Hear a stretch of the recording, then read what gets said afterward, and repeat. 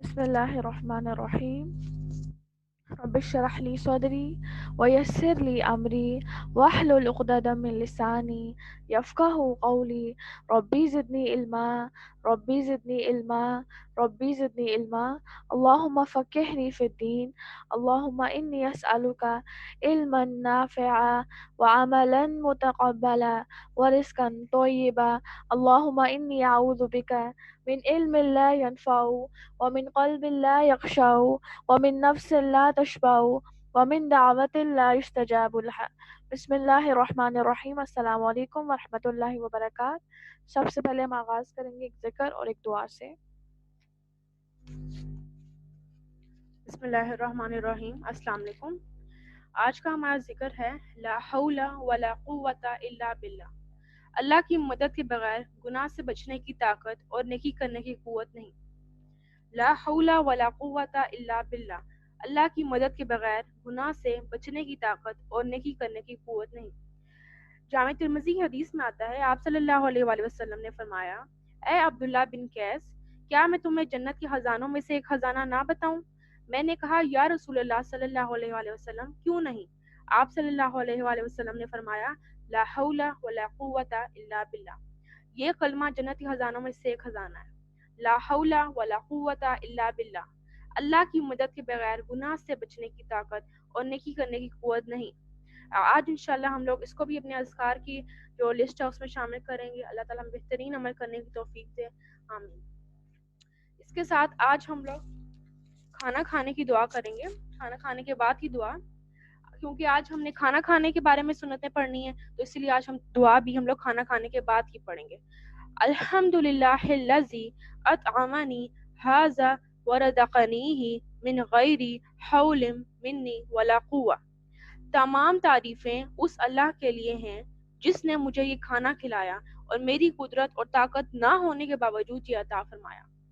الحمدللہ الذی اطعمنی ھذا ورزقنیہ من غیر حول منی ولا قوہ.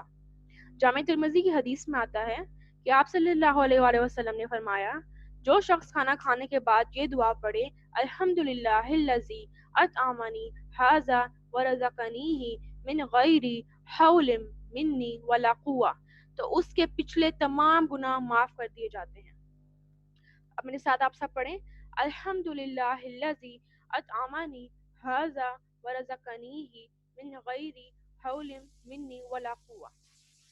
اور یہ تو بات تھوڑی سی مشکل ہے، تو اس کو آپ لوگوں نے اچھا سا لکھ کر اس جگہ پہ لگا دینا ہے جہاں آپ لوگ اپنا دسترخوان بچھاتے ہیں، تاکہ کھانا کھانے کے بعد آپ سب یہ دعا پڑھیں، اور انشاءاللہ پھر ساتھ ساتھ آپ کو یاد ہو جائے گی۔ اس کو روز کھانے کے بعد آپ نے پڑھنا ہے، تو پھر آپ کو یاد ہو جائے گی۔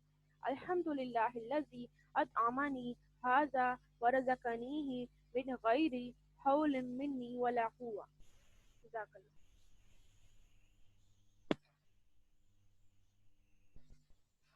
بسم اللہ الرحمن الرحیم۔ آج ہم انشاءاللہ تعالیٰ سورہ کہف کی پہلی 30 آیات کو سمجھیں گے کہ جن کے اندر اللہ تعالیٰ نے غار والوں کا قصہ بیان کیا ہے، اور قرآن کے اندر جہاں پر اللہ تعالیٰ نے جنت کا ذکر کیا ہے، جہنم کا ذکر کیا ہے، ایمان بنایا ہے، ہمیں زندگی کا مقصد یاد دلایا ہے، وہاں پر اللہ تعالیٰ نے ہمیں سٹوریز بھی بیان کی ہیں، کیونکہ انسان اس کا مقصد یہ ہے کہ ان سٹوریز کو پڑھ کر ہم اپنے لیے جو ہے وہ لیسن ایکسٹریکٹ کریں انشاءاللہ تعالیٰ۔ تو ان جو 30 آیات ہیں، ان کے اندر اللہ تعالیٰ نے نوجوان لوگوں کا ذکر کیا ہے کہ جو اس دور میں رہ رہے تھے کہ جہاں پر میجورٹی جو لوگوں کی تھی وہ بت پرست تھی، اور بت پرستی وہاں پر بہت زیادہ عام تھی، لیکن ان نوجوانوں نے اللہ تعالیٰ کو اس دور میں پہچانا کہ جہاں پر میجورٹی شرک کر رہی ہے، یہ صرف ایک مائنورٹی کی حیثیت سے ہے وہاں پر، اور انہوں نے وہاں پر اللہ تعالیٰ کو پہچانا اور یہ توحید کے قائل بنے، اور کیونکہ ان کے ذہن میں ایک چیز راسخ ہو چکی تھی کہ ہمیں اللہ تعالیٰ کے سوا کسی کی عبادت نہیں کرنی، تو لہٰذا یہ لوگ حضرت عیسیٰ علیہ السلام کی شریعت کو فالو کر رہے تھے، اور اس دوران جس وقت یہ جی رہے ہیں یہ سیکریٹلی عیسیٰ علیہ السلام کی شریعت کو فالو کر رہے تھے، تو لہٰذا اللہ تعالیٰ نے ان کی اس ڈیڈیکیشن اور اس ڈٹرمنیشن کو اتنا زیادہ اللہ تعالیٰ کو پسند آئی، ان کی ڈیڈیکیشن اور وہ استقامت کہ جس طرح سے انہوں نے اللہ تعالیٰ کے دین کو تھاما، اور جس طرح سے انہوں نے اس ایمان کو بچانے کے لیے غار کی طرف رخ کیا، اور پھر وہ ساری سٹوری انشاءاللہ آگے ہم پڑھیں گے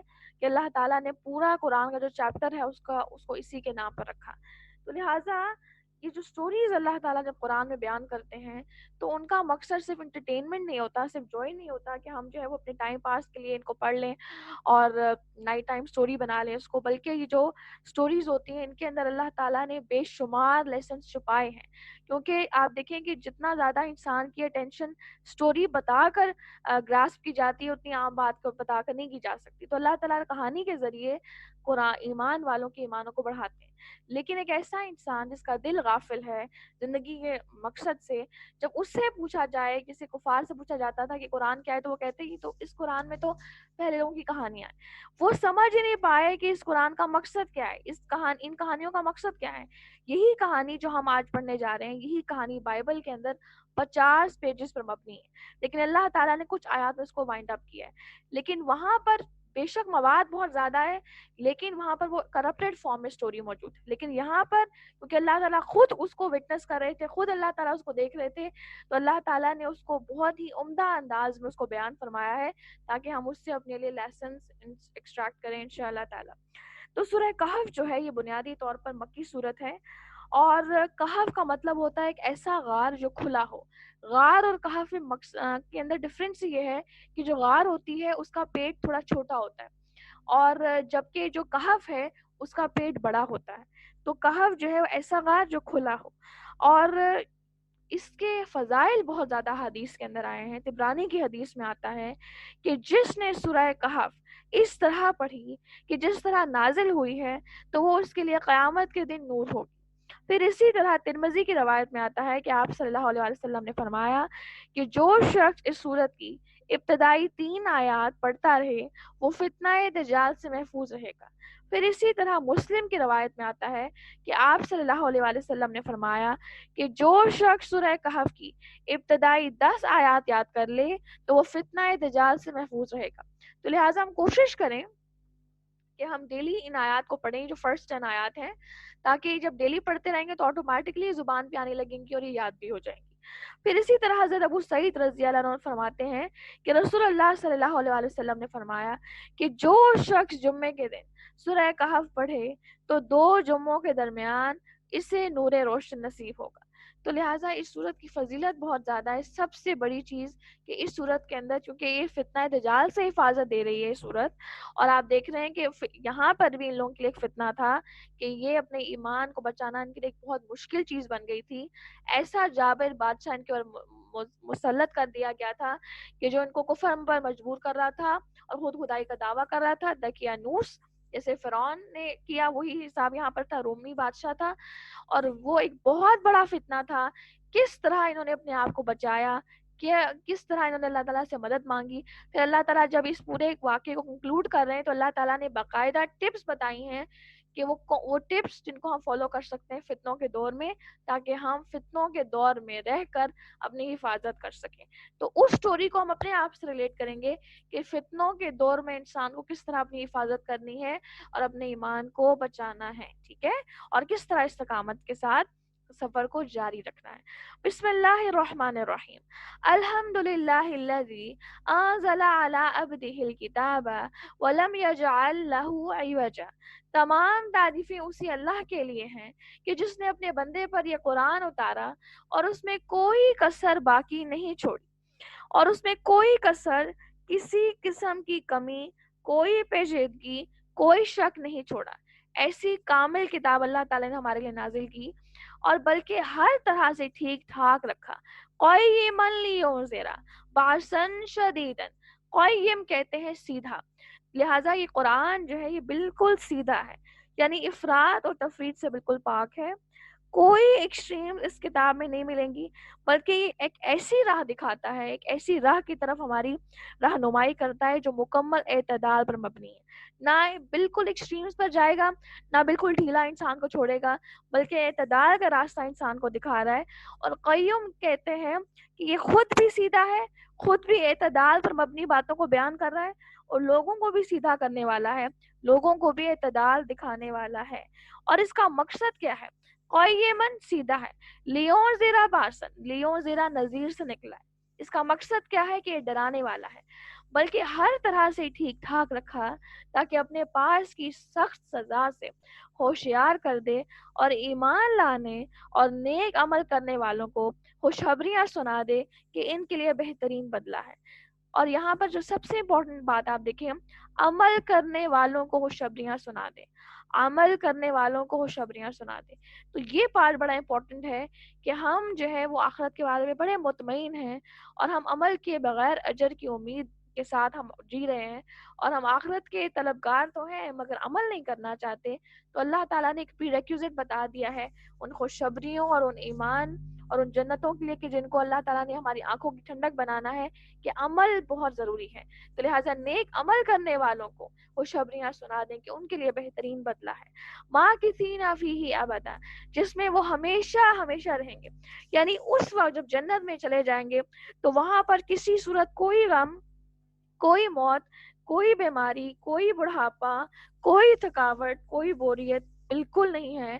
سب کچھ بالکل آرام سے ہوگا، آرام ہی آرام ہوگا، ہر چیز کامل ہوگی. اس لیے آتا ہے والآخرۃ خیر و ابقی، کہ آخرت کے لیے ابدیت ہے. جس طرح وہاں پر ہم نے پہلے بھی پڑھا کہ جو عذاب ہے اس کے لیے بھی ابدیت ہے، وہ بھی ہمیشہ جاری رہے گا. اور اسی طرح جو انسان کی خوشیاں ہیں ان میں بھی ابدیت ہے، وہ بھی ہمیشہ جاری رہیں گی، کیونکہ موت کو ذبح کر دیا جائے گا. اور یہاں تک کہ اگر اس کے بارے میں آتا ہے کہ موت کو اس لیے ذبح کر دیا جائے گا کہ اگر کوئی انسان جنتی جو ہے وہ جنت کی نعمتوں کو دیکھ دیتا تو وہ خوشی کے مارے مر جاتا، خوشی کی انتہا اتنی زیادہ ہوتی کہ وہ مر جاتا. اور اگر کوئی انسان جہنم کے عذابوں کو دیکھ لیتا تو وہ غم کے مارے مر جاتا. لہٰذا اس لیے موت کو ذبح کر دیا گیا کہ جو جس سچویشن میں رہے گا وہ ہمیشہ رہے گا. اور آگے دیکھیں، اور ان لوگوں کو بھی ڈرا دے جو کہتے ہیں کہ اللہ تعالیٰ اولاد رکھتا ہے، اور در حقیقت نہ تو خود انہیں اس کا علم ہے نہ ان کے باپ دادوں کو. یہ تہمت بڑی ہی بری ہے جو ان کے منہ سے نکل رہی ہے، اور وہ نرا جھوٹ بک رہے ہیں. بس اگر یہ لوگ اس بات پر ایمان نہ لائیں تو کیا آپ ان کے پیچھے اسی رنج میں اپنی جان ہلاک کر ڈالیں گے؟ آپ دیکھیں کہ آیت نمبر 6 کے اندر دیکھیں، فَلَعَلَّكَ بَاخِعٌ نَفْسَكَ عَلَىٰ آثَارِهِمْ إِن لَّمْ يُؤْمِنُوا بِهَٰذَا الْحَدِيثِ أَسَفًا. اسفا کہتے ہیں کہ وہ انسان کہ جس کا انتہائی قریبی انسان یا قریبی رشتہ دار یا قریبی دوست فوت ہو جائے، اور پھر وہ اس کے غم میں کھلتا رہے یہاں تک کہ وہ مر جائے. اس انسان کے لیے آتا ہے اسفا، یعنی انتہائی غم کی حالت. تو لہٰذا آپ دیکھیں کہ نبی صلی اللہ علیہ وسلم کے بارے میں آ رہا ہے کہ یہ وہ لوگ کہ جو کسی صورت ایمان نہیں لا رہے تھے، اور نبی صلی اللہ علیہ وسلم کی شدید خواہش تھی کہ یہ آپ صلی اللہ علیہ وسلم کے جو کفار ہیں وہ ایمان لے آئیں، لیکن وہ کانسٹنٹلی اگنور کر رہے تھے، نگلیکٹ کر رہے تھے نبی صلی اللہ علیہ وسلم کے میسج کو. تو نبی صلی اللہ علیہ وسلم کو بہت سخت تکلیف ہوتی تھی، اور اس کیفیت کو، ان جذبات کو یہاں پر پورٹری کیا جا رہا ہے کہ آپ کو تو اتنا غم ہو رہا ہے کہ کیا آپ ان کے پیچھے اسی رنج میں اپنی جان کو ہلاک کر دیں گے، کہ آپ کو اتنا غم ہو رہا ہے کہ آپ اپنے آپ کو ختم کر دیں گے. یعنی ہوتا ہے نا کہ انسان کو جو غم ہے گناہ گار کو دیکھ کر، وہ چیز نبی صلی اللہ علیہ وسلم کے لیے تھی کہ نبی صلی اللہ علیہ وسلم انتہائی سنسیئر تھے. ان کی شدید خواہش تھی کہ تمام لوگ ایمان لے آئیں، مگر وہ ایمان لانے والوں میں سے نہیں تھے. تو اللہ تعالیٰ ان کو تسلی دے رہے ہیں کہ کیا آپ اسی غم میں ہلاک ہو جائیں گے، بلکہ اس چیز سے نکلیں. آپ کا پیغام ہے صرف، اور آپ کا کام ہے کہ صرف اور صرف آپ پیغام پہنچائیں. ہدایت دینا وہ صرف اللہ تعالیٰ کا کام ہے. وہ ابھی آگے اللہ تعالیٰ اس چیز کو مزید کلیئر کریں گے. إِنَّا جَعَلْنَا مَا عَلَى الْأَرْضِ زِينَةً لَهَا لِنَبْلُوَهُمْ أَيُّهُمْ أَحْسَنُ عَمَلًا. اب دیکھیں لِنَبْلُوَهُمْ أَيُّهُمْ أَحْسَنُ عَمَلًا، یہ وہی میسج ہے جو سورہ ملک میں ہم پڑھ کے آئے ہیں. روئے زمین پر جو کچھ ہے ہم نے اسے زمین کی رونق کا باعث بنایا ہے کہ ہم انہیں آزما لیں کہ ان میں سے کون ہے جو نیک اعمال کرنے والا ہے. یعنی زمین پر جو کچھ بھی ہے، سب سے بڑی اور افضل چیز انسان، پھر حیوانات ہیں، پھر جانور ہیں، پھر نباتات ہیں، معدنیات ہیں، پھر پھر انسانوں کی بنائی ہوئی چیز ہے جن کے اندر یہ لگژریز ہیں ساری، یہ گھر ہیں، یہ فیکٹریز ہیں. یعنی ہر چیز جو اللہ تعالیٰ نے زمین پر بنائی ہے اور جس سے زمین کو رونق دی ہے، اس کا مقصد صرف یہ ہے کہ انسان کو آزمایا جائے، انسان کا ٹیسٹ کیا جائے کہ کہیں یہ انہی چیزوں میں گم پھر کر اپنے امتحان سے غافل تو نہیں ہو جاتا، بلکہ امتحان کو جاری رکھ کے، امتحان کو سمجھ کر کون اپنے مشن کو جاری رکھتا ہے، کون اس چیز کا احساس ہمیشہ رکھتا ہے کہ میں امتحان گاہ میں ہوں، مجھے وقت نہیں ضائع کرنا، مجھے ان چیزوں میں اپنے آپ کو ڈھالنا نہیں ہے، اپنے آپ کو گم نہیں کرنا، بلکہ احسن عمل میں ایک دوسرے سے آگے نکلنا ہے. اسی چیز کے یہاں پر ذکر آ رہا ہے کہ زمین میں جو کچھ بھی ہے ہم نے اسے زمین کی رونق کا باعث بنایا ہے کہ ہم انہیں آزما لیں کہ ان میں سے کون ہے جو نیک اعمال کرنے والے ہیں، اور ان پر اور اس پر جو کچھ ہے ہم اسے ایک ہموار صاف میدان کر ڈالنے والے ہیں. یعنی اس زمین پر جو کچھ بھی ہے، جو کچھ اس زمین میں رونقیں ہیں، وہ سب ایک نہ ایک دن فنا ہونے والی ہیں، اور یہ قیامت کے دن ایک صاف چٹیل میدان ہو جائے گا، بالکل ہموار میدان، بالکل اسٹریٹنڈ لیولڈ ہو جائے گا، تاکہ ہر انسان، نسلوں کی نسلیں یہاں پر کھڑی ہو سکیں اور اللہ تعالیٰ کی آواز ایک ایک انسان تک پہنچ سکے، اور ہر ایک کو اللہ تعالیٰ دیکھ سکیں. اور یہ بالکل چٹیل میدان ہو جائے گی، اور آگے بڑھے آئے گا کہ سفید میدے کی طرح ہو جائے گی کہ کھڑا ہوا ہر انسان اس پر نظر آئے گا. وَإِنَّا لَجَاعِلُونَ مَا عَلَيْهَا صَعِيدًا جُرُزًا، اور اس پر جو کچھ ہے ہم اسے ایک ہموار صاف میدان کر ڈالنے والے ہیں. ام حسبت ان اصحاب الكهف والرقيم كانوا من آياتنا عجبا اذ اوى الفتية الى الكهف فقالوا ربنا آتنا من لدنك رحمة وهيئ لنا من امرنا رشدا. کیا تو اپنے خیال میں غار اور کتے والوں اور کتبے والوں کو ہماری نشانیوں میں سے کوئی بہت بڑی عجیب نشانی سمجھ رہے ہیں؟ یعنی کہ دیکھیں کہ یہ جو آیات ہیں ان کا نزول سمجھنا بڑا ضروری ہے، کہ ابھی جو آگے میں آپ کے سامنے پڑھوں گی 9 سے آنورڈز آیات، کہ نازل کس سیناریو پر ہوئی ہیں. بنیادی طور پر ہوا یوں کہ روایات میں آتا ہے کہ قریش نے نبی صلی اللہ علیہ وسلم کا امتحان لینے کے لیے، ان کو چیلنج کرنے کے لیے یہ کہا کہ اگر آپ واقعی اللہ تعالیٰ کے سچے نبی ہیں تو ہم ان کا امتحان لیتے ہیں.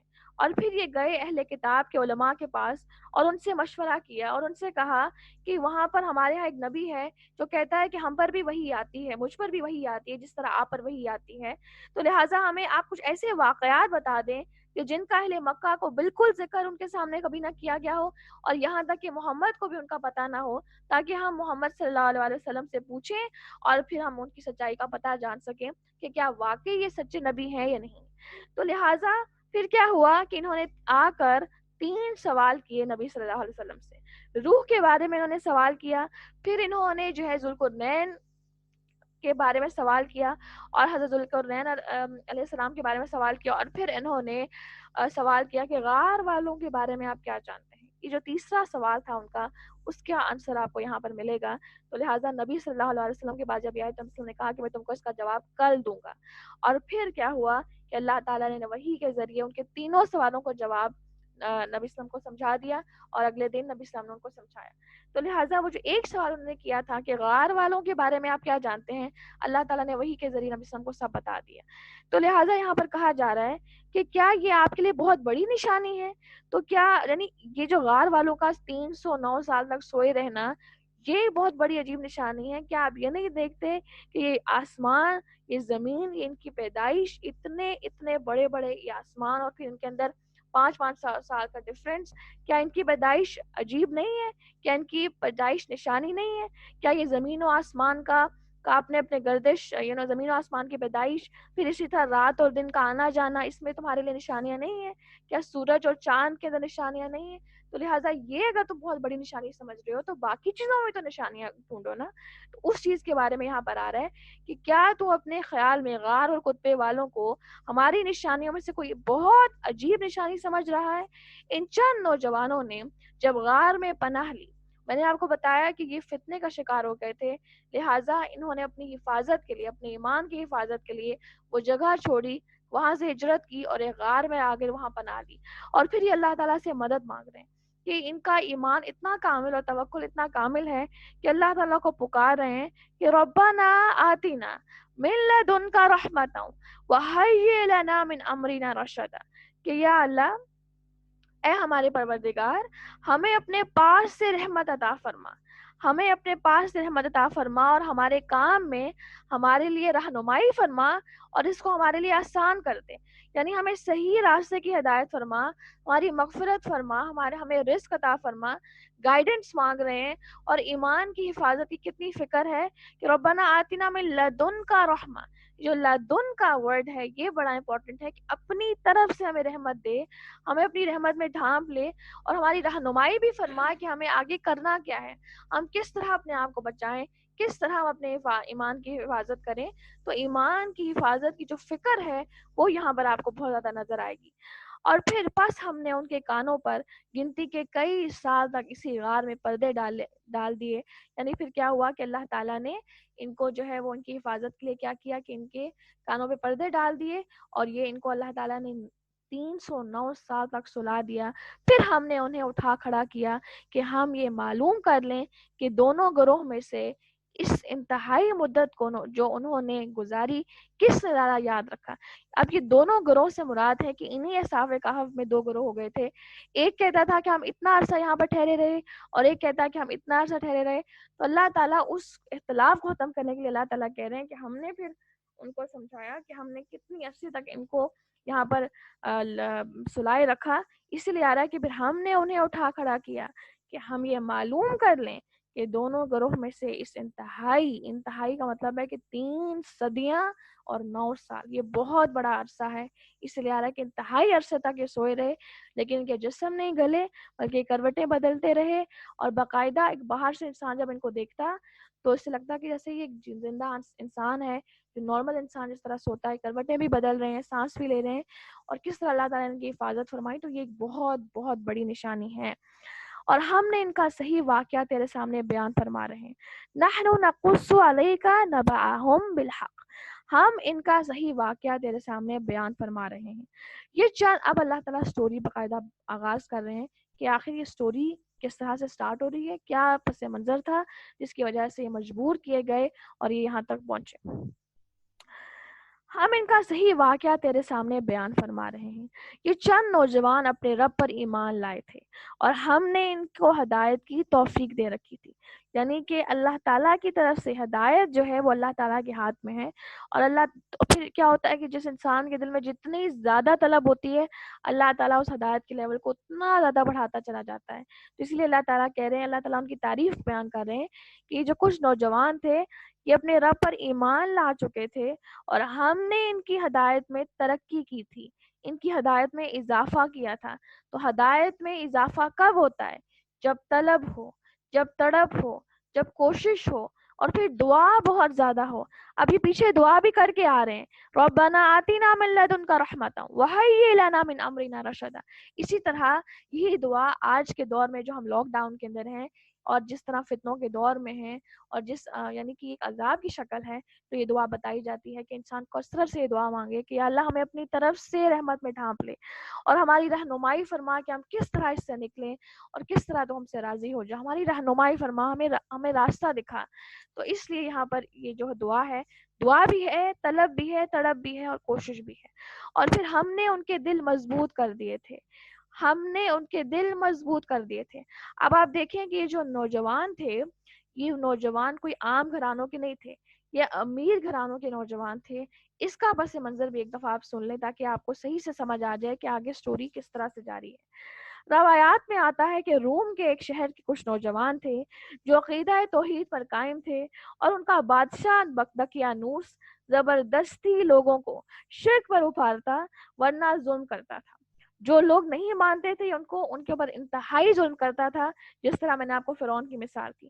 اب یہ جو نوجوان تھے ان کا تعلق امیر گھرانوں سے تھا, اور یہ دین پر اب جم چکے تھے, دین پر قائم ہو چکے تھے اور مضبوط ہو چکے تھے اور مضبوط عقیدے کے مالک تھے, ان کے اللہ تعالیٰ نے تعریف کی کہ یہ ایمان لا چکے تھے.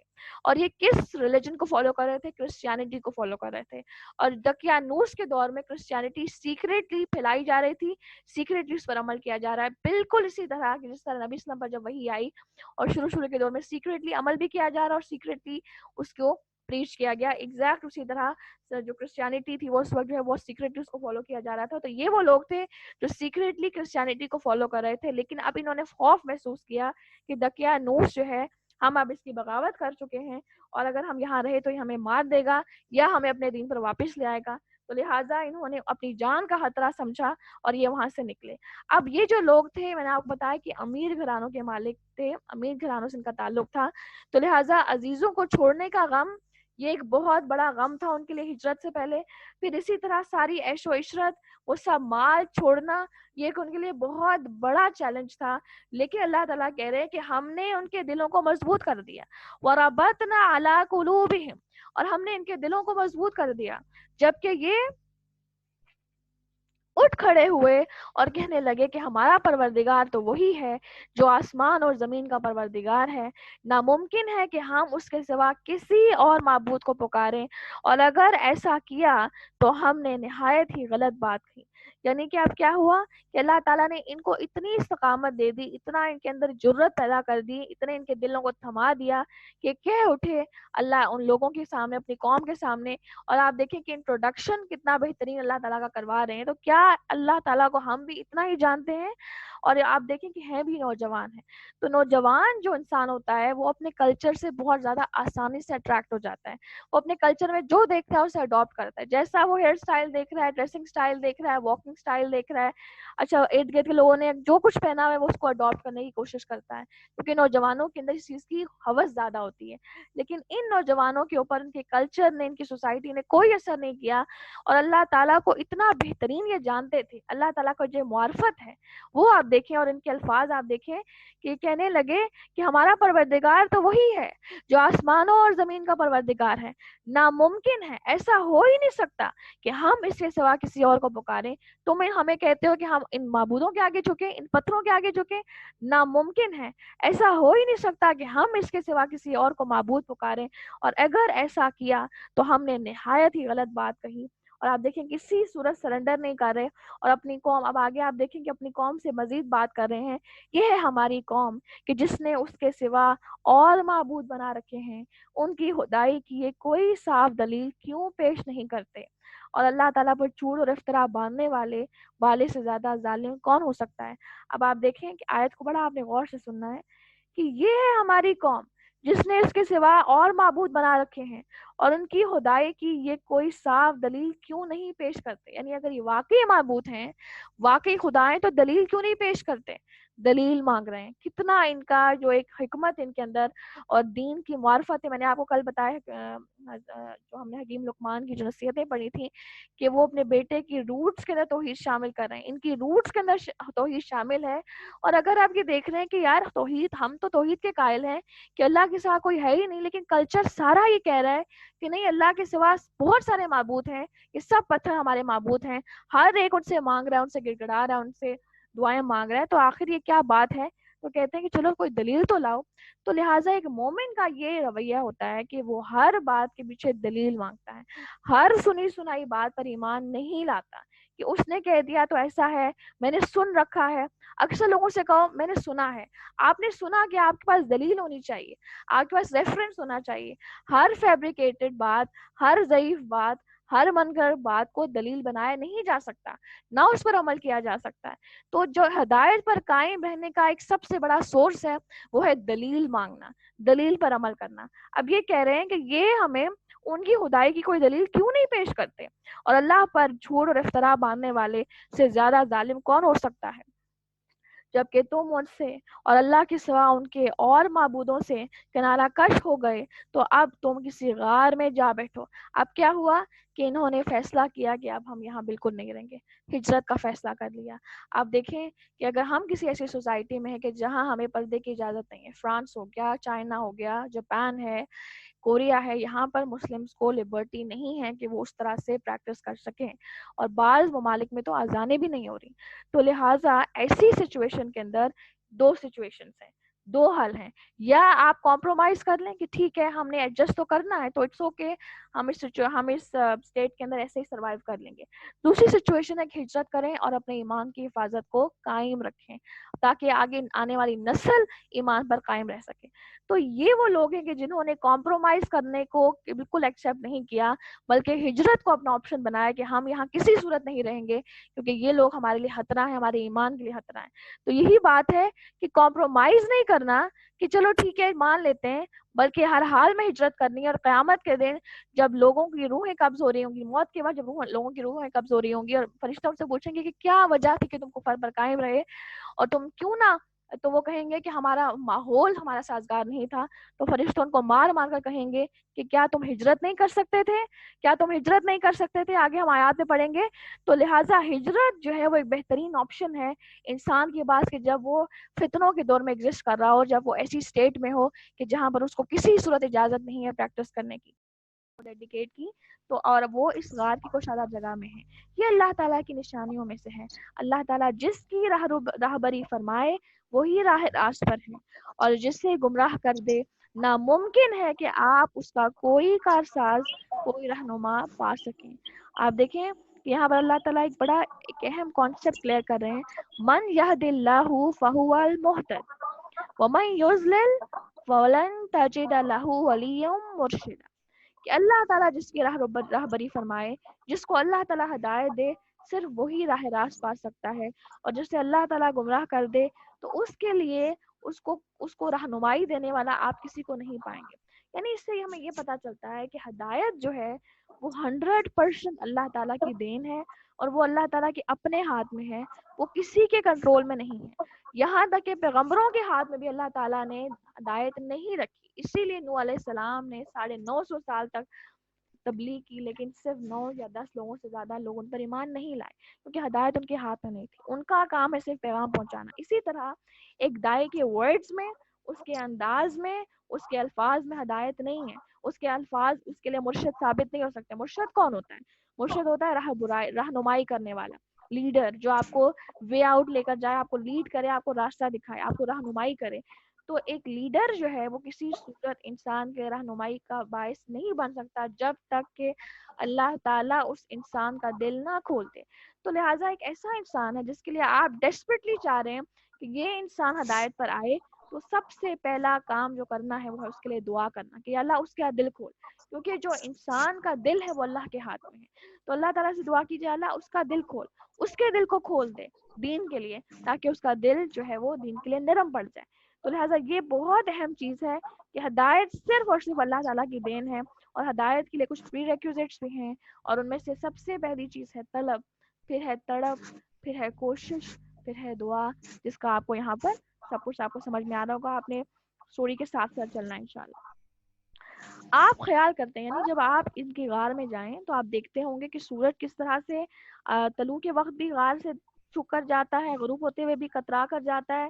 پھر آپ دیکھیں کہ آپ خیال کرتے ہیں کہ وہ بیدار ہیں، حالانکہ وہ سوئے ہوئے ہیں. آپ کو لگے گا کہ وہ جاگ رہے ہیں. یعنی جب انسان جاگتا ہے وہ سو رہا ہوتا ہے. یعنی جیسے ہم سوتے ہیں تو ہم کروٹیں بھی بدلتے ہیں, بعض اوقات ہم انگڑائی بھی لیتے ہیں, تو ایگزیکٹ وہی سچویشن کے ساتھ تھی.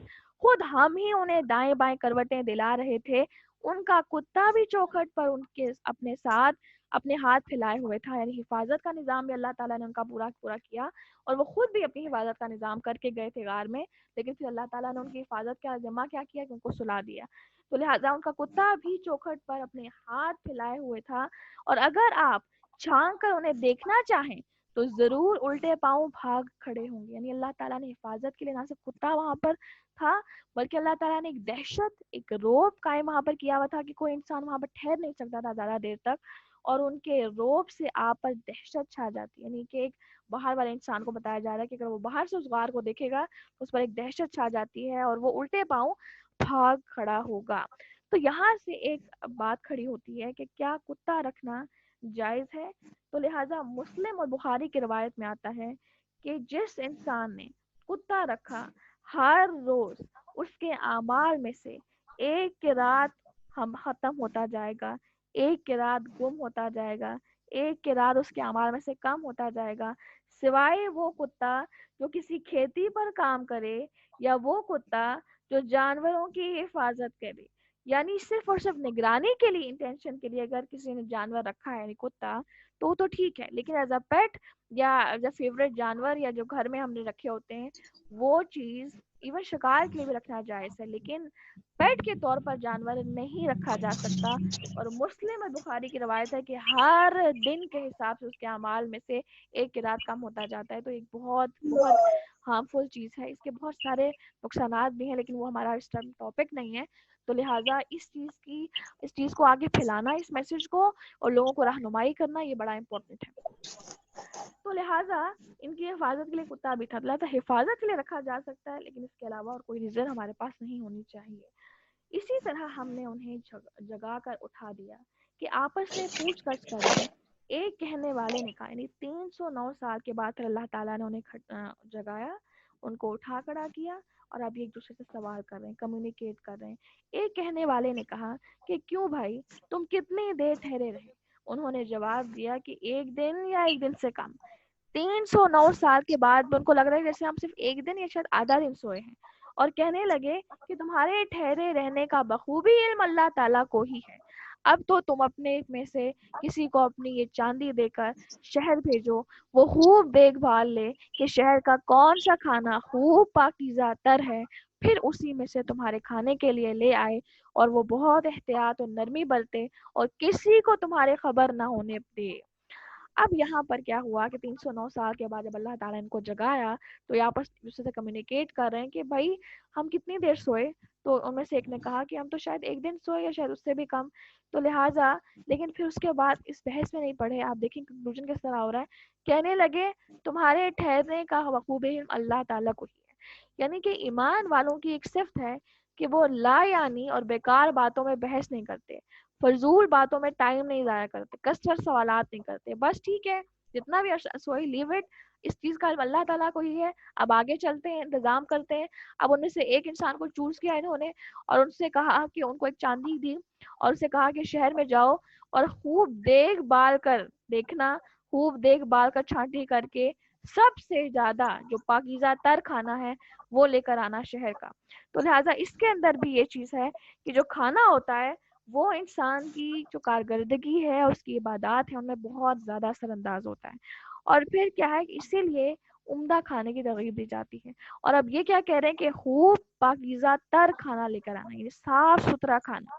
تو اس لیے ایک مومن کی یہ پہچان ہے کہ وہ ہر چیز میں صفائی کو دیکھتا ہے, اور ہر چیز میں صفائی کا خیال رکھتا ہے. پھر وہ لباس ہو, وہ کھانا ہو, وہ گھر ہو, ہر چیز میں مومن کی یہ پہچان ہے کہ وہ صفائی کو دیکھتا ہے. تو لہٰذا یہ بڑا امپورٹنٹ ہے کہ جو عورت ہوتی ہے گھر کی, وہ انسان اس کے اوپر جو ہے وہ صفائی کا بہت زیادہ عمل دخل ہے, اس کے اوپر انحصار ہے گھر کی صفائی کا.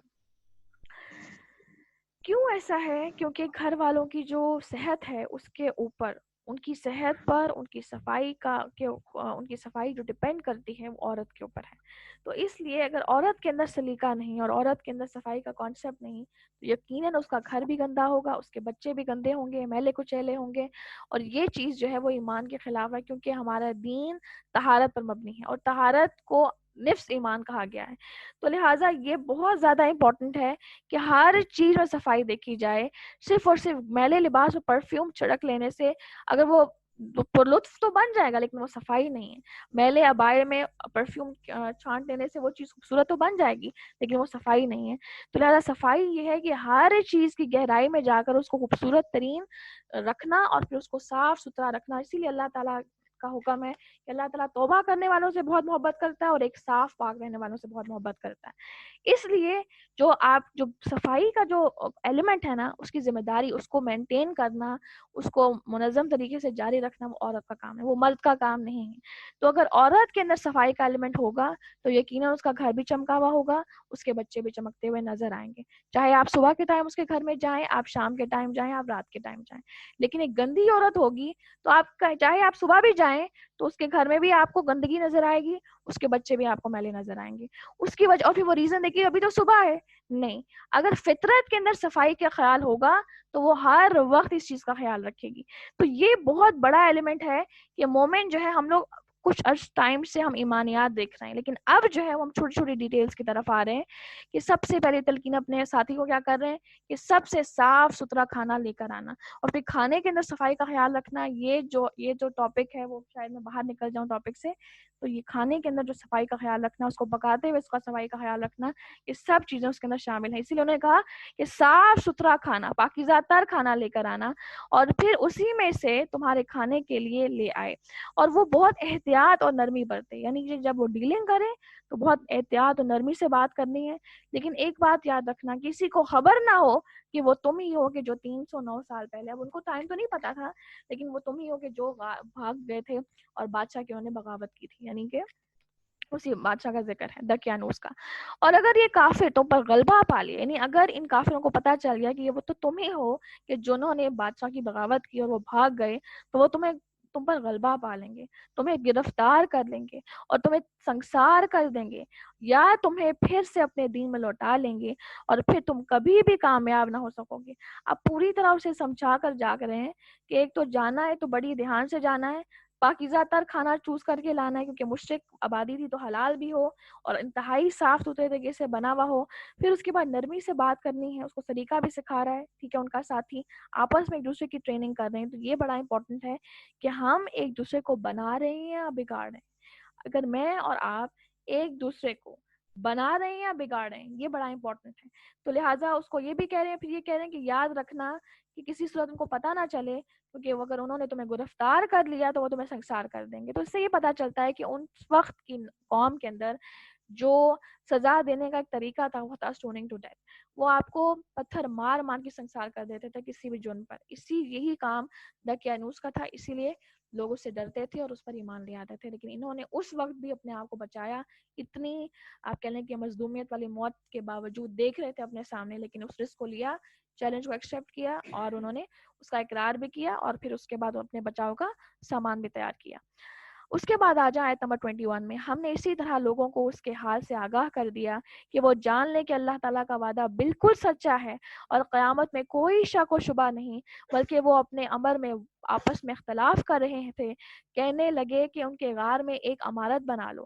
اب کیا ہے کہ جس طرح ان کو اللہ تعالیٰ نے 309 سال بعد دوبارہ سے زندہ کیا, تو اللہ تعالیٰ کے لیے کچھ مشکل نہیں کہ وہ ہمیں موت کے بعد دوبارہ زندہ کرے گا.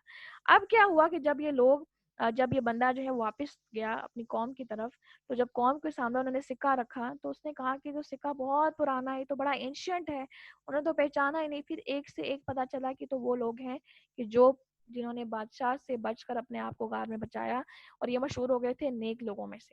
نیک لوگ, ان کی کہانیاں لوگ لکھتے تھے اور ایک دوسرے کو سکھاتے تھے, سمجھاتے تھے. تو لہٰذا جب یہ سب اس غار میں گئے, باقی ساتھیوں کو دیکھا, یہ بھی وہاں پہ لیٹے اور وہ سب مر گئے. اب یہ سب جو ہے جو اس قوم کے لوگ ہیں وہ دیکھ رہے ہیں اور یہ سب واپس وہاں پر مر گئے.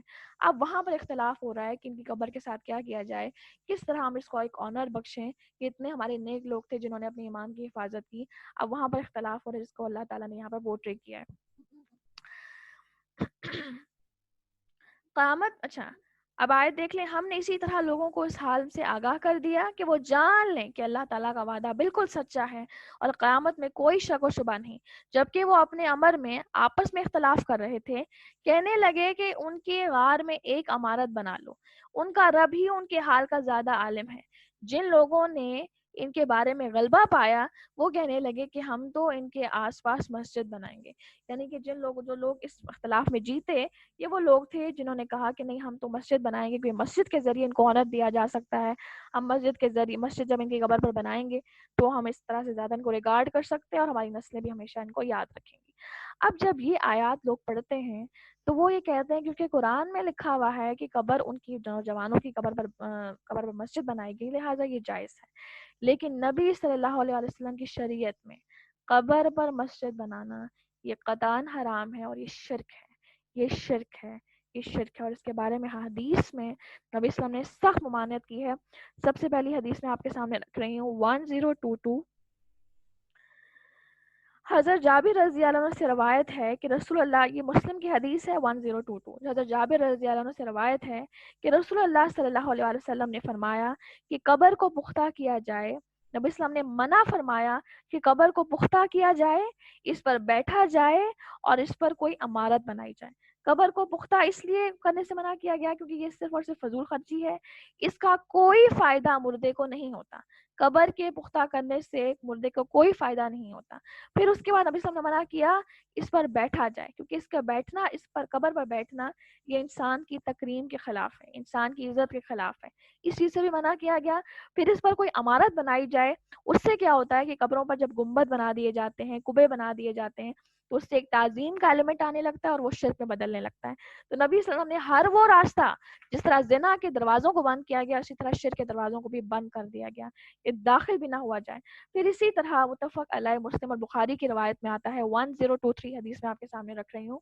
حضرت عائشہ رضی اللہ عنہ سے روایت ہے کہ حضرت ام سلمہ رضی اللہ عنہ نے نبی صلی اللہ علیہ وسلم سے ایک گرجے کا ذکر کیا جنہوں نے سرزمین حبشہ میں دیکھا تھا, اور اس گرجے میں موجود تصویروں کا بھی ذکر کیا. تو آپ صلی اللہ علیہ وسلم نے فرمایا ان لوگوں کی عادت تھی کہ جب ان میں سے کوئی نیک آدمی فوت ہو جاتا تو وہ اسی قبر پر مسجد اور ایسی ہی تصویریں بنا دیتے تھے. یہ لوگ اللہ تعالیٰ کے نزدیک بدترین مخلوق ہیں. پھر اسی طرح مسلم کی روایت میں ہے 1024, حضرت جندب بن عبداللہ رضی اللہ عنہ سے روایت ہے کہ میں نے رسول اللہ صلی اللہ علیہ وسلم سے سنا کہ آپ اپنی وفات سے 5 دن پہلے فرما رہے تھے, خبردار, بے شک جو لوگ تم سے پہلے تھے انہوں نے اپنے انبیاء اور نیک لوگوں کی قبروں کو سجدہ گاہ بنایا. سنو, تم قبروں کو سجدہ گاہ مت بنانا, یقیناً میں تمہیں اس سے منع کرتا ہوں. پھر ایک اور حدیث سن لیں. حضرت عائشہ رضی اللہ عنہ سے روایت ہے کہ جب رسول اللہ صلی اللہ علیہ وسلم پر آخری وقت آیا تو آپ ایک چادر اپنے اوپر ڈالنے لگے. پھر جو ہی آپ کو گھبراہٹ ہوتی تو آپ اپنے چہرے سے اس کو ہٹا دیتے, اور آپ نے اسی حالت میں فرمایا یہودی اور نصارہ پر اللہ کی لعنت ہو کہ انہوں نے اپنے انبیاء کرام کی قبروں کو عبادت گاہ بنایا. پھر اسی طرح ایک اور حدیث میں آتا ہے کہ رسول اللہ صلی اللہ علیہ وسلم نے قبروں پر مساجد بنانے والوں اور وہاں دیے جلانے والوں پر لعنت بھیجی ہے. تو لہٰذا یہ بہت زیادہ امپورٹنٹ ہے کہ ہم اس چیز کو مکمل طور پر سمجھ جائیں کہ یہ چیز قطعاً حرام ہے. اور پھر اسی طرح مسجدوں کے اوپر عرس منانا اور پھول سجانا اور چادریں چڑھانا اور میلے رکھنا, پھر ہر سال یہ مردہ فوت ہوا ہے اب اس کی پہلی عید ہے, یہ سب چیزیں ان کی شریعت میں کوئی اجازت نہیں ہے. کیونکہ قبر جو ہے وہ عبرت کی جگہ ہے جہاں جا کر موت کی یاد آنی چاہیے, لیکن اگر آپ وہاں پر ڈانس کریں گے جسے عرس ہے, پھر اسی طرح پھول چڑھائیں گے تو وہ موت کی تو یاد کبھی آ ہی نہیں سکتی, بلکہ وہ ایک عجیب سا ایک انٹرٹینمنٹ بن جاتی ہے جس کی کوئی جواز شریعت میں نہیں. اس کے بعد کچھ لوگ تو کہیں گے کہ اصحاب کہف 3 تھے اور چوتھا ان کا کتا تھا, کچھ کہیں گے 5 تھے اور چھٹا ان کا کتا تھا. غیب کی باتوں میں اٹکل کے تیر چلاتے ہیں, کچھ کہیں گے کہ وہ 7 تھے اور 8واں ان کا کتا تھا. آپ کہہ دیجئے کہ میرا پروردگار ان کی تعداد کو بخوبی جانتا ہے, انہیں بہت ہی کم لوگ جانتے ہیں, بس آپ ان کے مقدمے میں صرف سرسری گفتگو کریں, یعنی بہت زیادہ بحثیں بالکل نہیں کرنی, اور ان میں سے کسی سے ان کے بارے میں پوچھ گچھ نہ کریں, یعنی کثرت سوالات, اور وہ بھی ان باتوں میں جن کا علم نہیں. یہ چیز اسلام میں اس چیز کی اجازت نہیں دیتا, کیونکہ یہ آپ کو مقصد سے ہٹا دیتا ہے. اور ہرگز نہیں, ہرگز کسی کام پر یوں نہ کہنا کہ میں اسے کل کروں گا, مگر ساتھ ہی انشاءاللہ کہہ دینا. اور جب بھی بھولو, یعنی کہ جب بعد میں, پہلے انشاءاللہ کہنا تھا لیکن یاد نہیں رہا, تو جب یاد آ جائے تو اس وقت انشاءاللہ کہنا, اور اپنے پروردگار کو یاد کر لیا کرنا. اب ہوا یوں کہ یہودیوں نے نبی صلی اللہ علیہ وسلم سے 3 باتیں پوچھی تھیں. روح کی حقیقت کیا ہے, اصحاب کہف کے بارے میں انہوں نے پوچھا, پھر ذوالقرنین رضی اللہ رحمۃ اللہ کون تھے. تو یہ 3 انہوں نے سوالات کیے, تو یہی سوالات اس صورت کے نزول کا سبب بنے, یعنی ان سوالات کی وجہ سے یہ پوری صورت اتری. تو نبی صلی اللہ علیہ وسلم نے فرمایا کہ میں تمہیں کل جواب دوں گا, لیکن آپ صلی اللہ علیہ وسلم نے انشاءاللہ نہیں کہا. اور ہوا کیا کہ 15 دن تک جبرائیل علیہ السلام نہیں آئے. تو اب جو ہے نبی اسلام پھر آیت اتری کہ جب آپ کسی کام کا ارادہ کریں تو کہہ دیا کریں انشاءاللہ, اور جب یاد آئے تو پھر آپ اللہ تعالیٰ کو یاد کر لیا کریں, اور کہتے رہنا کہ مجھے پوری امید ہے کہ میرا رب مجھے اس سے بھی زیادہ ہدایت کی قریب بات کی طرف راہبری یعنی رہنمائی کرے گا. اور وہ لوگ اپنے غار میں 300 سال رہے, اور 9 سال اور زیادہ گزارے, یعنی 309 سال تک انہوں نے غار میں پناہ لی. آپ کہہ دیں کہ اللہ تعالیٰ ہی کو ان کے ٹھہرے رہنے کی مدت کا بخوبی علم ہے. آسمانوں اور زمینوں کا غیب صرف اسی کو حاصل ہے. وہ کیا ہی اچھا دیکھنے اور سننے والا ہے, سوائے اللہ کے اس کا کوئی مددگار نہیں. اور اللہ تعالیٰ اپنے حکم میں کسی کو شریک نہیں ٹھہراتا, یعنی اللہ تعالیٰ بالکل انڈیپینڈنٹ ہے, اور اللہ تعالیٰ اپنے فیصلوں میں کسی کو بھی شامل نہیں کرتا. اللہ تعالیٰ انڈیپینڈنٹ ہے. اب آگے جو آیات آ رہی ہیں اس کے اندر فتنوں کے دور میں اپنی حفاظت کیسے کرنی ہے, اس کو ہم انشاءاللہ تعالیٰ کل ڈسکس کریں گے.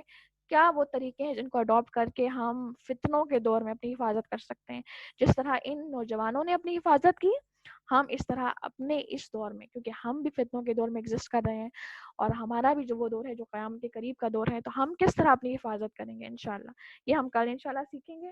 سبحانک اللہم و بحمدک, اشہد ان لا الہ الا انت, استغفرک و اتوب الیک. چلیں جی اب سیرت کی طرف آ جاتے ہیں.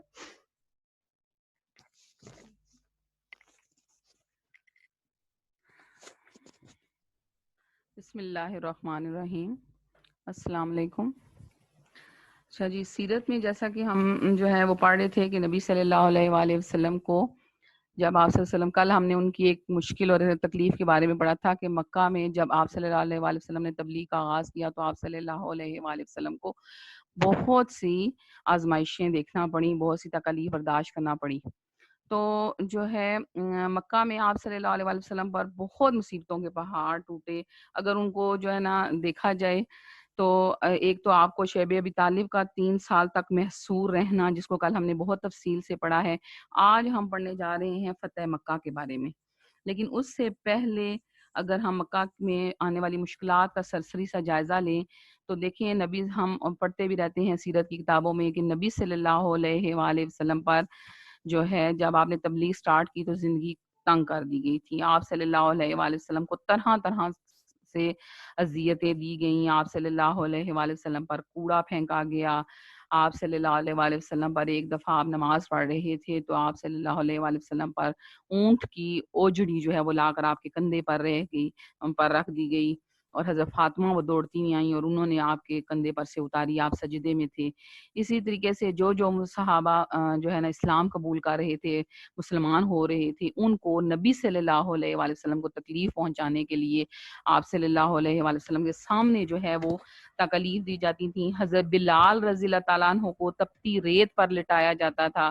اسی طرح ایک صحابی ہیں حضرت خباب رضی اللہ تعالیٰ عنہ, ان کو تو بہت ہی زیادہ تکلیفیں دی گئیں کہ بتایا جاتا ہے, روایات میں آتا ہے کہ ان کو جلتے ہوئے کوئلوں پر لٹایا جاتا اور آپ کی چربی سے وہ کوئلے جو ہے وہ بجھتے تھے، یعنی اتنی زیادہ جو ہے وہ تکلیف دی جاتی تھی۔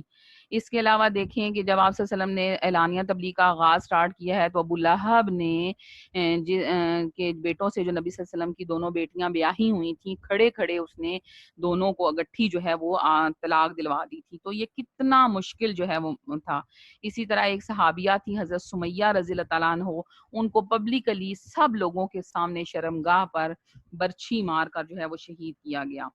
اسی طریقے سے پھر آگے جب ان کی جو ظلم تھے نا وہ ختم نہیں ہوئے، اور جب مدینہ آخر نبی صلی اللہ علیہ وسلم کو مکہ سے مدینہ ہجرت کرنا پڑا، اور جب آپ صلی اللہ علیہ وآلہ وسلم مدینہ میں پہنچے اور جنگوں کا سلسلہ سٹارٹ ہوا، اور پھر جو ہے جنگ احد میں ہم نے پڑھا کہ کس طریقے سے انہوں نے صحابہ کو جب شہید جب ہوئے جو صحابہ اور ان کے جانے لگے تو ان کے جسموں کو کاٹا، ان کے کانوں کو، ان کے ناک کو، ان کے جسم کے اعضاء کاٹے۔ تو اس میں حضرت نبی صلی اللہ علیہ وسلم کے جو چچا تھے حضرت حمزہ رضی اللہ تعالیٰ عنہ کو جو ہے ان کے بھی باڈی پارٹس کاٹے گئے، کان ناک کاٹے، اور حتیٰ کہ ابو سفیان کی بیوی جو ہندہ ہے اس نے ان کا کلیجہ جو ہے وہ نکال کے چبانے کی کوشش کی، لیکن وہ اس کو نگل نہ سکی اور پھینک دیا۔ یعنی اتنی، اور کہتے ہیں کہ نبی صلی اللہ علیہ وسلم کو حضرت حمزہ رضی اللہ تعالیٰ عنہ کے کا یہ جو ان کی شہید کرنا اور اس کی جسم کی بے حرمتی کرنا اور یہ ہندا کا کلیجہ چبانا، یہ اتنا تکلیف دیتا تھا، اتنا آپ اس سچویشن پر غم زدہ ہوئے کہ آپ صلی اللہ علیہ وسلم جو ہے آپ نے 70 بار حضرت حمزہ کا جنازہ پڑھایا، اور آپ جو ہے نا بہت زیادہ آپ نے اس چیز کا غم کیا تھا۔ اب اس کے علاوہ اور بھی بہت سی تکالیف ہیں، بیچ میں ہم نے دیکھیں واقعہ طائف بھی پڑھا ہے۔ تو اتنے زیادہ تکالیف، اور یہ سارا آپ کے ذہن میں پھر رہا ہے، اور آج جب اللہ تعالیٰ نے 8 سال بعد جس مکہ سے آپ صلی اللہ علیہ وسلم کو نکالا جا رہا تھا، آج 8 سال بعد آپ واپس جو ہیں اسلام کو جب عروج ملا اور آپ صحابہ بہت سے لوگوں نے اسلام قبول کر لیا، تو آپ صلی اللہ علیہ وسلم نے مکہ کی طرف چڑھائی کا فیصلہ کیا ہے۔ رمضان کا مہینہ ہے اور ہجرت کے 8 سال بعد آپ نے دوبارہ جو ہے وہ 10,000 کا لشکر لے کر آپ مکہ کی طرف جا رہے ہیں، اور ساری آپ جو ہے نا ذہن میں اس کو امیجن کریں نبی صلی اللہ علیہ وسلم کی تکالیف کو اور ان کی آزمائشوں کو۔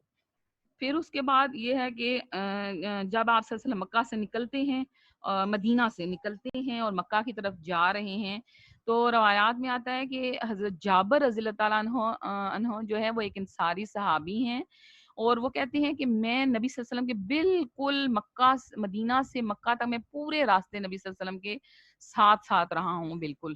اور ایک جگہ جب مکہ کے قریب پہنچنے لگے تو نبی صلی اللہ علیہ وآلہ وسلم نے مجھے جو ہے نا ایک جگہ آپ صلی اللہ علیہ وسلم نے اپنی اونٹنی کی قصوہ، آپ کی اونٹنی تھی، آپ اس پر بیٹھے ہوئے تھے، آپ نے اس کی جو ہے نا منکیل کھینچ لی، اور آپ نے کہا کہ یہ دیکھ رہے ہو جابر، یہ گھاٹی تمہیں نظر آ رہی ہے؟ تو وہ تو ذرا انصاری صحابی تھے، مدینہ میں جا کر اسلام لائے تھے، ان کو نہیں پتا تھا کہ یہ کون سی جگہ ہے۔ تو انہوں نے کہا کہ یا رسول اللہ میں نہیں جانتا۔ تو انہوں نے کہا کہ تمہیں پتا ہے کہ اس گھاٹی میں ہمیں 3 سال کے لیے قید میں رکھا گیا، اور ہمیں فاقے اور بھوک کا سامنا کرنا پڑا، اور ہم نے پتے اور چمڑے کی چھال کھائی، اور سارا کل آپ کو واقعہ بتایا گیا تھا۔ نبی صلی اللہ علیہ وسلم نے وہ ساری تکالیف حضرت جابر کے سامنے بیان کی۔ تو حضرت جابر کہتے ہیں کہ رضی اللہ تعالیٰ عنہ کہتے ہیں کہ جب میں نے نبی صلی اللہ علیہ وسلم سے یہ سارا سنا تو میں نے کہا کہ آج مکہ والوں کی خیر نہیں ہے، اب دیکھو ان کے ساتھ جو ہے وہ کیا سلوک ہوتا ہے۔ لیکن ہمارے نبی صلی اللہ علیہ وسلم جب داخل ہو رہے ہیں مکہ میں، 10,000 کا لشکر لے کر داخل ہو رہے ہیں، انتہائی فاتحانہ انداز ہے، اور لیکن انتہا کی عاجزی ہے آپ کے اندر۔ بتایا جاتا ہے، روایات میں آتا ہے کہ نبی صلی اللہ علیہ وسلم جب مکہ میں داخل ہوئے تو آپ صلی اللہ علیہ وآلہ وسلم نے پہلے جو ہے رات کا جب وقت آیا تو آپ نے ہر صحابہ سے کہا کہ اپنا اپنا خیمہ لگاؤ دور دور کر کے، اور ایک ایک شمع جو ہے وہ روشن کر دو، اور مقصد اس کا یہ تھا کہ دشمن پر ایک دہشت قائم ہو جائے، کیونکہ آپ صلی اللہ علیہ وآلہ وسلم لڑائی بالکل بھی نہیں کرنا چاہتے تھے، صرف یہ چاہتے تھے کہ لڑائی کی نوبت نہ آئے اور بس ان پر ہیبت سی قائم ہو جائے اور وہ خود ہی ہتھیار مان لیں۔ پھر جب نبی صلی اللہ علیہ وسلم مکہ سے پھر مکہ میں داخل ہونے کے لیے روانہ ہوتے ہیں تو کیا خوب منظر ہے کہ قصوہ آپ کی جو اونٹنی آپ اس پر بیٹھے ہوئے ہیں، اور آپ نے یمنی چادر کا امامہ پہن رکھا ہے، اور آپ اتنی عاجزی کے ساتھ مکہ کے اندر داخل ہوتے ہیں کہ روایات میں آتا ہے کہ آپ صلی اللہ علیہ وسلم اتنے زیادہ جھکے ہوئے تھے، اتنے زیادہ جھکے ہوئے تھے کہ جو آپ کا امامہ تھا وہ جو ہے اونٹنی کا جو کجاوا ہے اس کی جو بالکل جو ہے نا نیچے ہو کر آپ کا جو امامہ ہے وہ اس کے لکڑی کے ساتھ لگ رہا تھا. یعنی اتنی عاجزی کے ساتھ اپنا سر جھکائے ہوئے آپ اندر داخل ہو رہے ہیں کہ یہ جو کرم ہے یہ صرف اور صرف میرے اللہ کا ہے، یہ آج عروج اللہ مجھے دے رہا ہے صرف اللہ تعالیٰ جو ہے اور اپنی برکت سے دے رہا ہے.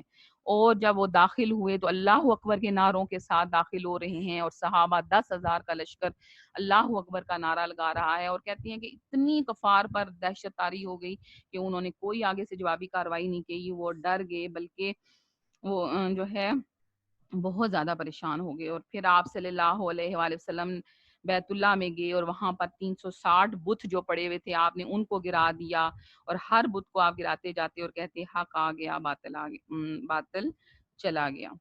اور قریش کے لوگوں سے آپ صلی اللہ علیہ وسلم پوچھ رہے ہیں، آپ وہ ساری تکالیف کو ذہن میں رکھیں، اور وہ لوگ یہ سوچ رہے تھے کہ آج ہماری خیر نہیں ہے کیونکہ ہم نے بڑے ہی ظلم کے پہاڑ ان پر ڈھائے ہوئے ہیں. تو آپ صلی اللہ علیہ وسلم نے پھر ان لوگوں سے پوچھا کہ آج تمہارا میرے بارے میں کیا خیال ہے، میں تمہارے ساتھ کیا سلوک کرنے والا ہوں. تو آپ صلی اللہ علیہ وسلم نے کہا، تو آگے سے وہ کیا جواب دے رہے ہیں دیکھیں، وہ کہتے ہیں کہ اچھا آپ کریم بھائی ہیں اور کریم بھائی کے صاحبزادے ہیں. آپ صلی اللہ علیہ وسلم نے فرمایا آج تم پر کوئی سرزنش نہیں، جاؤ تم آزاد ہو. یعنی آپ صلی اللہ علیہ وسلم نے عام معافی کا اعلان کر دیا، آپ نے سب کو معاف کر دیا. حتیٰ کہ اس کے بعد کیا ہوا کہ جو لوگ تھے اسلام قبول کرتے جا رہے تھے، اسلام پر بیعت ہو رہی تھی، مردوں اور عورتوں نے اسلام پر بیعت کی. اور عورتوں میں جو ہندہ تھی جس نے حضرت حمزہ کا کلیجہ چبایا تھا، پہلے وہ چھپی رہی، اور بعد میں جب عورتوں کی بیعت کا وقت آیا تو وہ نقاب کر کے اور بھیس بدل کر آتی ہے، کیونکہ اسے پتا تھا کہ میں نے تو بڑا ہی ظلم کیا ہوا ہے تو مجھے نبی صلی اللہ علیہ وسلم جو ہے وہ معاف نہیں کریں گے. اور وہ لیکن جب وہ بھی سامنے آتی ہے اور وہ کیا کہتی ہے کہ اے اللہ کے رسول، روئے زمین پر کوئی خیمہ ایسا نہ تھا کہ جس کا ذلیل ہونا مجھے آپ کے خیمے والوں سے بڑھ کر پسند رہا ہو، اور اب روئے زمین پر کوئی خیمہ ایسا نہیں کہ اس کا عزیز ہونا مجھے آپ کے خیمے والوں سے بڑھ کر پسند ہو. تو رسول اللہ صلی اللہ علیہ وسلم آگے سے کیا فرماتے ہیں کہ اس ذات کی قسم جس کے ہاتھ میں محمد کی جان ہے، معاملہ بالکل ایسا ہی ہے. یعنی ایسا ہی ہے کہ میں نبی صلی اللہ علیہ وسلم کے دل میں بھی بہت غم تھا، بہت تکلیف تھی، لیکن نبی صلی اللہ علیہ وسلم نے اس کو جو ہے معاف کر دیا. تو یہاں تک جو ہے اس میں فتح مکہ میں آگے بھی چل کے بہت سی ہیں، لیکن یہاں تک ہم دیکھتے ہیں کہ پھر مکہ جو ہے وہ فتح ہو جاتا ہے، بہت سے لوگ اسلام میں داخل ہوتے ہیں اور نبی صلی اللہ علیہ وسلم اپنی سرزمین پاک میں واپس آ جاتے ہیں. تو اس سارے واقعے میں ہم دیکھتے ہیں کہ ہمارے لیے سیکھنے کے پہلو کیا ہیں، جیسا کہ ہم کیونکہ نبی صلی اللہ علیہ وسلم کی زندگی جو ہے وہ ہمارے لیے ایک نمونہ ہے. تو اب اگر سٹارٹ سے آپ لیں کہ اتنی تکلیفیں جن کا کچھ بیان کی گئی ہیں اور کچھ نہیں بیان ہو پائیں، تو اتنی تکلیفیں ہیں، اور تکلیفیں دینے والے شہر میں جب آپ دوبارہ داخل ہو رہے ہیں فاتح کے طور پر، لیکن آپ کی نیت یہی ہے کہ صرف بس ہیبت قائم ہو جائے، نقصان نہ ہو، لوگوں کا لڑائی کی نوبت نہ آئے. آپ کسی کو نقصان نہیں پہنچانا چاہتے تھے، آپ بس یہ چاہتے تھے کہ یہ لوگ ایمان میں داخل ہو جائیں، اپنی غلطی مان لیں. تو اس میں ہمارے لیے کیا سبق آ رہا ہے کہ اختیار ملنے کے بعد انسان کا رویہ جو ہوتا ہے وہی اس کا امتحان ہوتا ہے. کہ جب انسان کے پاس اختیار آ جاتی ہے نا، پاور آ جاتی ہے، تو اب اس نے کیسا بیہیویئر اپنا اختیار کرنا ہے لوگوں کے ساتھ. تو یہ چیز جو ہوتی ہے وہ بڑی کاؤنٹ کر رہی ہوتی ہے کہ اگر اللہ تعالیٰ عروج انسان کو دیتا ہے تو یہ بھی ایک آزمائش ہوتی ہے کہ وہاں پر آپ کا بیہیویئر جو ہے وہ کیسا ہو رہا. کہتے ہیں کہ آگے سے اگر فرض کریں کہ ہمارا یہ جواب آتا ہے کہ نہیں، ہم اکثر یہ کہتے ہیں دل پہ کنٹرول نہیں ہے، کیا کروں، چاہتی ہوں لیکن بس میرے بس میں نہیں ہے، نہیں میرے سے معاف ہوتا، بس میں اس کو برداشت نہیں کر سکتی، اس نے مجھے ایک وقت میں بڑی تکلیفیں دی ہوئی ہیں. مطلب اس طرح کے ہم کہتے ہیں کہ بس یہ ہمارا دل پر کنٹرول نہیں ہے. تو کیا ہم نبی صلی اللہ علیہ وآلہ وسلم کی تکلیفوں سے زیادہ ہماری تکلیفیں ہیں؟ تو ہمیں نبی صلی اللہ علیہ وآلہ وسلم کی تکلیفوں کو سوچنا چاہیے، اور ان کی فراخ دلی کو اگر ہم سامنے رکھیں تو انشاءاللہ تعالی ہمارے اندر بھی معافی کا جو جذبہ ہے، لوگوں کو معاف کرنے کا جذبہ ہے، ان کی طرف سے پہنچائی جانے والی جو اذیتیں ہیں اور تکلیفیں ہیں وہ بھولنے کا جذبہ پیدا ہوگا. اور اس میں دیکھیں کہ مکہ میں جب آپ صلی اللہ علیہ وسلم داخل ہو رہے ہیں، وہ شہر جہاں سے آپ کو رسوا کر کے نکالا جا رہا ہے، آپ کو تکلیفیں دے کر نکالا جا رہا ہے، آپ پر وہاں زندگی تنگ کی جا رہی ہے کہ آپ کو پھر اپنا شہر چھوڑنا پڑ رہا ہے، اور جب آپ وہاں پر داخل ہو رہے ہیں تو کوئی اکڑ نہیں، کوئی تکبر نہیں، اور جب داخل ہو رہے ہیں تو داخل ہونے کا انداز انتہائی عاجزانہ، انتہائی جھکے ہوئے، کہ یہ آج جو عروج مجھے مل رہا ہے یہ صرف اور صرف میرے اللہ نے مجھے دیا ہے، اس میں میرا اپنا کوئی کمال نہیں۔ تو دیکھیں کہ ہم اس میں اپنے لیے کیا لے سکتے ہیں کہ ہمیں بھی اللہ تعالیٰ بہت سی جگہوں پر ہمیں پوسٹ ملتی ہے، کوئی رینک ملتا ہے، یا ہماری اولاد کو کوئی ترقی ملتی ہے، تو کیا ہوتا ہے کہ کیا ہمارے اندر تکبر تو نہیں پیدا ہو جاتا، یا ہمارے اندر عاجزی پیدا ہوتی ہے؟ تو اس اپنے رویے کا ہم جائزہ لیتے ہوئے اپنی اصلاح کر سکتے ہیں۔ اور دیکھیں کہ کتنی اور معافی کا جو ایلیمنٹ ہے وہ اس میں بہت زیادہ ہے، کہ عام معافی کا اعلان کیا جا رہا ہے، کہ ہندا دیکھیں، ہندا کا اور نبی صلی اللہ علیہ وسلم کا جو مکالمہ ہوا ہے، کہ ہندا جس نے حضرت حمزہ کا کلیجہ جو ہے وہ چبانے کی کوشش کی، دیکھیں کتنی یہ اس کو سن کے جو ہے نا اس سے نفرت دل میں پیدا ہو رہی ہے، لیکن بعد میں اس نے اسلام قبول کر لیا تھا۔ تو وہ نبی صلی اللہ علیہ وسلم کو کیا کہہ رہی ہے کہ اے اللہ کے رسول، روئے زمین پر کوئی خیمہ ایسا نہیں تھا کہ جس کا ذلیل ہونا مجھے آپ کے خیمے والوں سے بڑھ کر پسند رہا ہو، اور آپ روئے زمین پر کوئی خیمہ ایسا نہیں کہ اس کا عزیز ہونا مجھے آپ کے خیمے والوں سے بڑھ کر پسند ہو۔ لیکن آپ صلی اللہ علیہ وسلم آگے سے کیا فرما رہے ہیں کہ اس ذات کی قسم جس کے ہاتھ میں محمد کی جان ہے، معاملہ بالکل ایسا ہی ہے، یعنی میرا بھی حال ایسا ہی تھا۔ یعنی نبی صلی اللہ علیہ وسلم کی جو نفرت کی جو بنیاد تھی، اب آپ صلی اللہ علیہ وسلم نے معاف کر دیا نا اس کو، اپنے جو دل کی رنجشیں، جو آپ کی جو چچا کی جو اپنے جو اس کے نبی صلی اللہ علیہ وسلم کی ذات کو جو تکلیفیں پہنچائی گئیں وہ، اور آپ کے چچا کو جو تکلیفیں پہنچائی گئیں وہ آپ نے پیچھے کر دیں، اور جو نفرت کی جو کہتے ہیں جو بنیاد تھی وہ صرف اور صرف کفر تھی، اور اب آپ صلی اللہ علیہ وسلم نے جب اس نے ایمان قبول کر دیا تو آپ صلی اللہ علیہ وسلم نے اس کو معاف کر دیا، یعنی اپنی شخصیت جو تھی وہ بیچ میں انوالو نہیں رکھی، شخص کہ آپ صلی اللہ علیہ وسلم کی ذات کو جو نقصان پہنچایا گیا آپ نے اس کو بیچ میں نہیں لایا، صرف اور صرف نفرت اور محبت کی جو بنیاد ہے وہ آپ نے صرف اور صرف ایمان اور کفر کی بنیاد پر کی ہے۔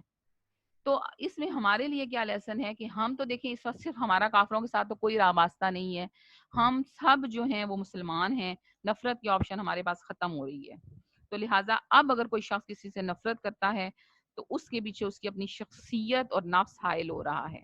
اگر یہ چیز ہمارے اندر ایلیمنٹ ہے کہ اب اگر ہم کسی سے نفرت یا شخص کر رہے ہیں نا، بغض رکھ رہے ہیں، تو اس کا مطلب ہے ہماری شخصیت بیچ میں انوالو ہو رہی ہے، ہمارا نفس انوالو ہو رہا ہے، دین کی بنیاد پر ہم اس سے جو ہے نا وہ کسی قسم کا بغض نہیں رکھ رہے۔ تو یہ چیز جو ہوتی ہے، اگر انسان اپنی شخصیت کو بیچ میں لے آتا ہے، اپنے نفس کو بیچ میں لے آتا ہے، تو یہ چیز انسان کو کبھی بھی جھکنے نہیں دیتی۔ لیکن آپ صلی اللہ علیہ وسلم نے صرف اور صرف اگر کسی سے نفرت رکھی تو وہ کفر کی بنیاد پر، اور جب محبت کی تو ایمان کی بنیاد پر۔ تو اللہ تعالیٰ نبی صلی اللہ علیہ وآلہ وسلم کی سیرت سے ہمیں بہترین استفادہ حاصل کرنے کی توفیق دے۔ جزاک اللہ۔ ہاں جی، اب آ جاتے ہیں سنت کی طرف۔ آج جو ہماری سنت تھی وہ ہے کھانا کھانے کی سنتیں، جیسا کہ آپ نے پہلے بھی دعا پڑھ لی ہے، ہم کھانا کھانے کی سنتیں ہم احادیث کی روشنی میں ہی دیکھیں گے، اور یہ آپ لوگوں کو گروپ پہ بھی اپلوڈ ہو جائیں گی، لیکن آپ نے ابھی ان کو انتہائی غور سے سننا ہے۔ کہ سب سے پہلی جو کھانا کھانے کی سنت ہے وہ ہے کہ کھانا کھانے شروع کرنے سے پہلے بسم اللہ پڑھنا، بسم اللہ پڑھنا، اور اگر بھول جاتے ہیں تو کون سی دعا پڑھنی؟ یہ ترمذی کی حدیث ہے کہ بسم اللہ پڑھنا، اور اگر بھول جاتے ہیں تو یہ بھی ترمذی میں ہی بتایا گیا ہے کہ بسم اللہ اولہ و آخرہ۔ پھر مسلم کی حدیث ہے کہ کھانے سے پہلے ہاتھ دھو لیں کیونکہ صفائی نصف ایمان ہے، اور ترمذی کی حدیث ہے کہ نبی صلی اللہ علیہ وسلم کھانے سے پہلے دونوں ہاتھ دھو لیا کرتے تھے۔ پھر اس کے بعد ہے کہ بخاری اور مسلم کی حدیث ہے کہ نبی صلی اللہ علیہ وسلم کے سامنے جب کھانا آتا تو آپ صلی اللہ علیہ وسلم بسم اللہ پڑھ کر کھانا شروع کرتے، سیدھے ہاتھ سے اپنے آگے سے کھاتے۔ اور بیٹھنے کا طریقہ بھی نبی صلی اللہ علیہ وسلم کی سنت سے ہی ثابت ہوتا ہے کہ ٹیک لگا کر نہ کھائیں، دو زانوں یا ایک گھٹنا بچھا کر اور ایک کھڑا کر کے بیٹھیں۔ نبی صلی اللہ علیہ وسلم اس طرح بیٹھتے تھے. اور اس کے سائنٹیفکلی بھی اس کے بینیفٹ ہیں کہ جب آپ ایک گھٹنا یہ بچھائیں گے اور ایک کھڑا کریں گے تو اس سے معدے پر دباؤ پڑا رہتا ہے, اور جس سے جو ہے نا کم انسان مطلب جتنا اپنی اوور ایٹنگ نہیں ہو سکتی. پھر اس کے بعد بخاری و مسلم کی حدیث ہے کہ ہاتھ سے کھاتے ہوئے پورا ہاتھ کھانے سے گندا نہ کریں, صرف 3 انگلیوں سے کھائیں اور ان کے پورے استعمال کریں, آخر میں انگلی پر لگا کھانا آرام سے چاٹ لیں. پھر اس کے بعد مسلم کی حدیث ہے, بخاری و مسلم کی حدیث ہے کہ آپ صلی اللہ علیہ وسلم نے کبھی بھی کھانے میں عیب نہیں نکالا, چاہتے تو کھا لیتے, نہ چاہتے تو چھوڑ دیتے. پھر اگلی مسلم کی حدیث ہے کہ اگر لقمہ گر جائے تو اسے اٹھا کر صاف کر کے کھا لینا چاہیے, شیطان کے لیے نہیں چھوڑنا چاہیے. ترمذی کی حدیث ہے کہ مل کر کھانے سے برکت آتی ہے, یعنی مل کر کھانا چاہیے, یہ بھی سنت ہے. دل نہ بھی چاہ رہا ہو تو تب بھی شیئر کریں,